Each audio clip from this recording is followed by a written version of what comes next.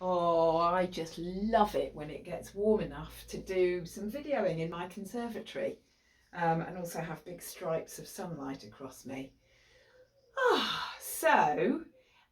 If I was to do a video on Kegels, pelvic floor lifts, and just say, do your pelvic floor, then I'd be sitting here like this,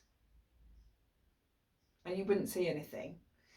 So it is really useful to have a visual or certain words which resonate with you, to allow you to really feel that sensation in your body. Okay, so I'm not a great fan of the word squeeze of the pelvic floor because it indicates tension. And quite often, tension needs to be released from the pelvic floor rather than held there.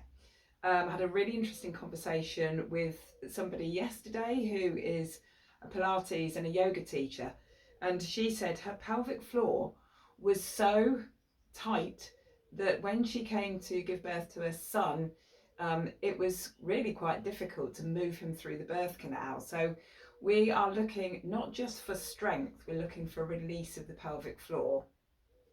So the sort of words that I use are engage, to gently lift. The common sort of description is you're lifting your pelvic floor like you're trying to stop the flow of urine. I do not recommend that you do that, that you practice doing your pelvic floor to see if it's strong enough to stop the flow of urine. Don't do that.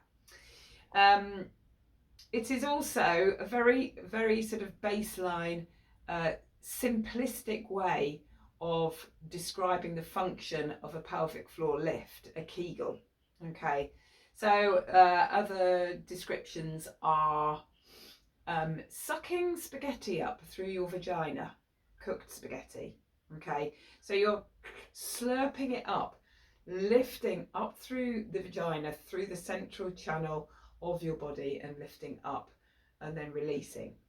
So all these descriptions are never done on their own. They're always done with the breath. And it's always a pelvic floor lift is done on the exhalation. This is if you're not pregnant. And if you're pregnant, then there's going to be a different approach.